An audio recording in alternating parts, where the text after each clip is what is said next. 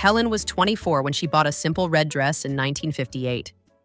Nearly 20 years later, after 2 pregnancies, countless family dinners, and thousands of ordinary days spent cooking, cleaning, and caring for others, she tried that same dress on again, and it still fit. No calorie apps, no protein shakes, no gym. So what did women like Helen know that modern life has made us forget? And yet, staying slim seems harder than ever. So maybe the better question is, what did women in the 1950s actually do every day to keep their bodies naturally in balance? Let's find out. I used to think women in the 1950s stayed slim because they had stronger willpower. But the more I look into it, the more I feel the answer was not really about discipline. It was about the world they lived in. Imagine an ordinary morning in 1958 for Margaret, a young mother living in a quiet suburb of Ohio. She wakes up at 6, makes a pot of black coffee, cracks 2 eggs into a hot buttered pan, and toasts a few slices of bread for the family. After breakfast, Margaret does not change into workout clothes.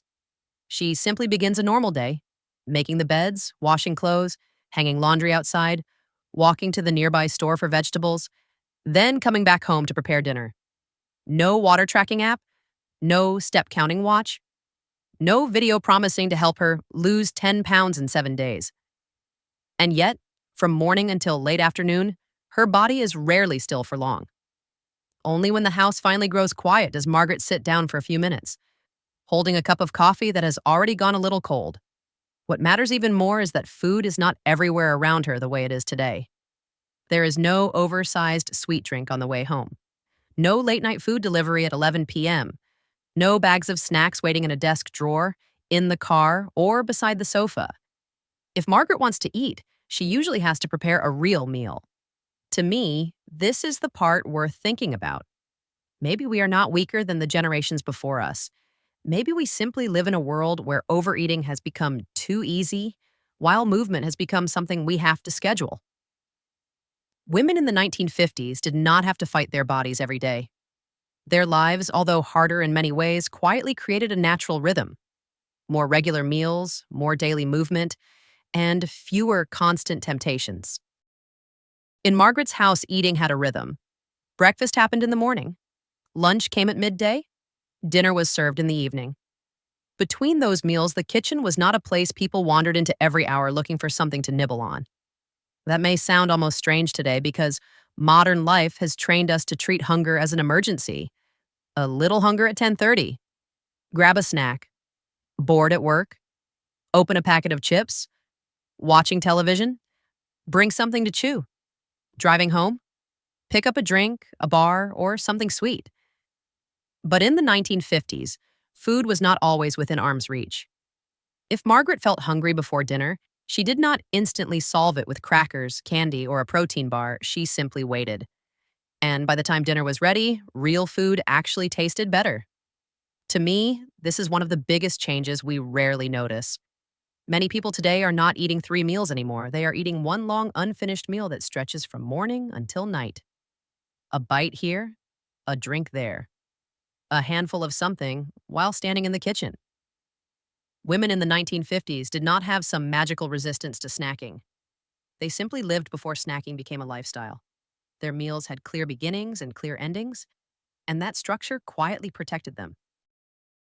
One thing we often forget is that women in the 1950s were not just eating different food, they were living in a different world of portions. Think of Helen, a young mother in 1956 who had already gone through 2 pregnancies.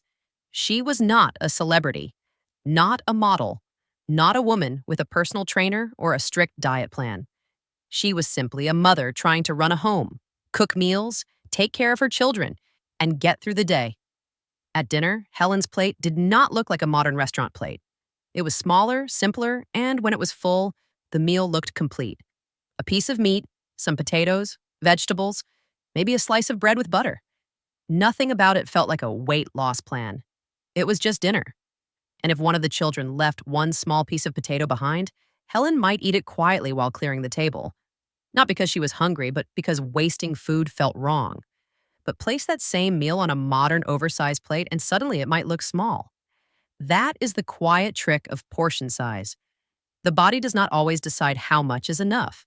Sometimes the plate decides first.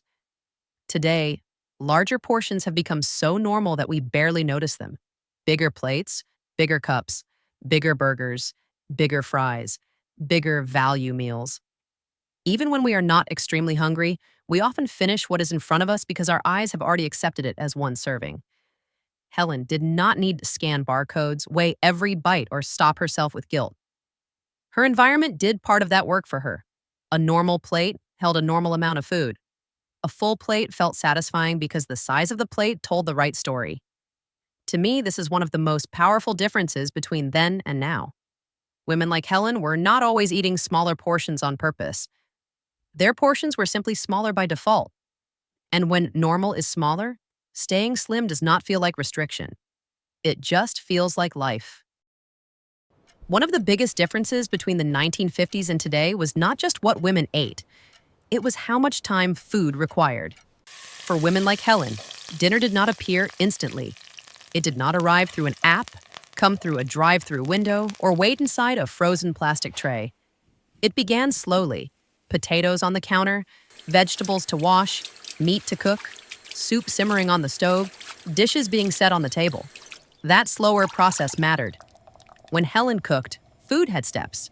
She had to prepare it, smell it, taste it, serve it, and sit down with her family. A meal was not something grabbed between two tasks. It had a beginning, a middle, and an end. Today, food often moves faster than hunger itself. We can order dinner before we even know what we really want. We can eat while scrolling, driving, working, or standing in front of the fridge. Food has become so instant that the body barely has time to notice it. To me, this is where home cooking becomes more than nostalgia. It slowed life down just enough for eating to feel intentional. It created a pause between wanting food and eating food. And sometimes that pause is what helps the body understand enough. Women in the 1950s were not eating perfectly, but their meals usually asked for time, attention, and effort. And maybe that quiet delay protected them more than they ever realized. One thing we often misunderstand about women in the 1950s is that they did not live without sugar. Helen was not afraid of sweetness. She might bake a cake for a birthday, serve pie after Sunday dinner, or let her children share a small bottle of soda on a special afternoon. Sugar was there, but it belonged to a moment. That is the difference. In Helen's world, sugar was not something quietly following her from breakfast to bedtime. It was not hidden in bread, pasta sauce, salad dressing, bottled drinks, breakfast bars, and healthy snacks. Sugar had a place. A birthday cake meant something because it did not appear every day. A slice of pie after Sunday dinner felt special because Sunday dinner itself felt special. Even soda was often treated like a small event, not something to sip all afternoon. To me, that may be one reason sweetness felt more satisfying back then. When something is rare, you actually notice it, you remember it, you enjoy it. But when sweetness becomes constant, it loses its magic, and the body never really gets a break. Helen did not need to quit sugar completely. She simply lived in a world where sugar still had boundaries. It was not an everyday background ingredient, it was a treat.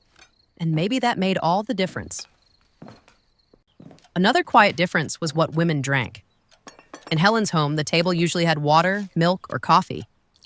That was normal. Not exciting, not branded, not designed to feel like a reward, just part of the meal. Coffee was coffee. Maybe black, maybe with a little milk or cream. It was not a dessert in a cup.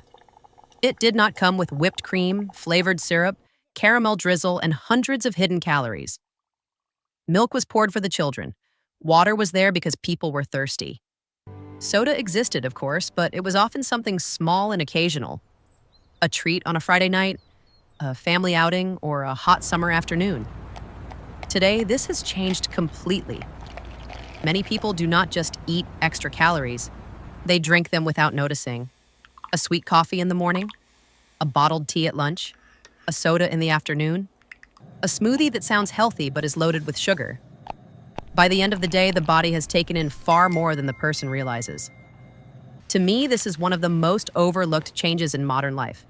We turned drinking into constant entertainment. Helen did not need to avoid liquid calories because most drinks around her were naturally simple. They were not engineered to be addictive. They were not sold in giant cups. They were not available on every corner in endless flavors. Her drinks had a clear purpose: to go with a meal, to warm the morning, or to satisfy thirst. And maybe that simplicity quietly helped women like her stay slim. Not because they were denying themselves, but because they were not drinking dessert all day. Women in the 1950s did not always exercise the way we think of exercise today. Helen did not wake up and ask herself how many calories she needed to burn. She did not put on workout clothes, drive to a gym, or follow a fitness plan on a screen. She simply lived a day that required movement. She made beds, she washed clothes, she carried baskets, she swept the floor, she walked to the store. She stood in the kitchen preparing dinner. She lifted children, opened windows, hung laundry, scrubbed, reached, bent, carried, and walked again. None of it looked dramatic, but it added up. To me, this is one of the biggest differences between then and now. Modern life has made everything easier, but not always better for the body. Machines wash our clothes, cars take us everywhere, food arrives at the door, work happens in chairs, entertainment happens on screens. We removed movement from daily life, and then had to create a separate thing called exercise to replace it. Helen did not need a step counter to tell her she had moved. By the end of the day, her body already knew. That does not mean her life was easy. In many ways, it was harder and more exhausting. But hidden inside that difficulty was something modern life often lacks: natural movement spread across the whole day. Women like Helen were not slim because they spent hours chasing fitness. They were slim because their ordinary life kept asking their bodies to participate. One of the most interesting things about women in the 1950s is that many of them ate foods we are often told to fear today. Helen ate eggs. She used butter, she served potatoes, she drank whole milk. She might put cream in her coffee or bake a simple dessert with flour, sugar, eggs, and fat. But those foods existed inside real meals.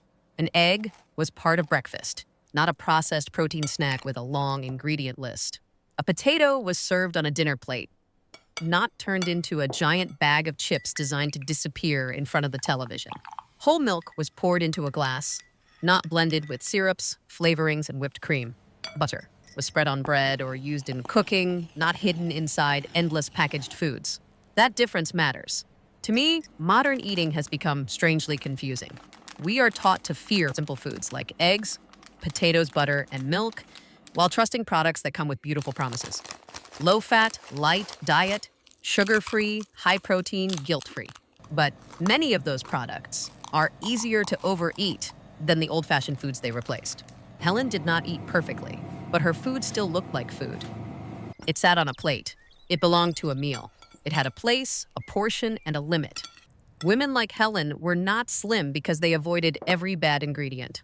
They were slim because those ingredients were part of real meals, not ultra-processed foods redesigned to make them keep eating. The more I look at women like Helen, the more I realize something uncomfortable. Maybe staying slim today is not hard because we are weak. Maybe it is hard because modern life is constantly pushing us in the opposite direction. Food is everywhere now. It is in gas stations, office drawers, vending machines, delivery apps, drive-through windows, movie theaters, and even in our pockets through one tap on a phone. You can be tired, bored, lonely, stressed, or simply not paying attention, and food will still find a way to appear. Helen's world was different. If she wanted food, she usually had to make it, serve it, sit down, and eat it as a meal.